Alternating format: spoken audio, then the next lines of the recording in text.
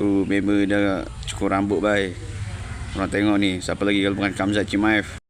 Jadi macam yang korang sedia maklum, Khamzat Chimaev akan bertanding di UFC 328 Dan untuk persiapan tu dia dah cukur rambut dia. Tengok, halus, semulus bola. Jadi dapatnya member dah buat persiapan dan cukur rambut sehabis baik. Korang tahu tak kenapa dia cukur rambut? Tak payah jawab lah, biar akulah jawab. Sorry geng, ada gangguan pandai-pandai. Korang faham-faham je lah tempat aku ni. Sebelah ni ada kandang ayam. Jadi mau tak mau pasal lah dengar bunyi background ayam tu. Dengan faham-faham je lah, bawah flat dan nak expect apa.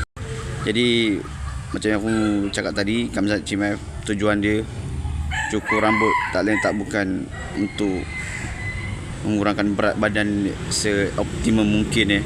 Korang tahulah bila dah buat apa ni, untuk persiapan bertanding ni, dia mesti akan timbang berat badan kan.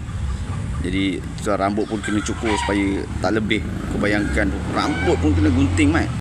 So apa-apa, semoga Khamzat, aku harapkan kemenangan yang seterusnya. Jadi cuma aku nak tanya korang, dia lawan siapa yang lepas ni? Boleh komen tak kalau korang tahu? Aku tak tahu tu Khamzat lawan siapa untuk UFC nanti. Kau boleh komen lah geng. So macam biasa, this is Fox right now.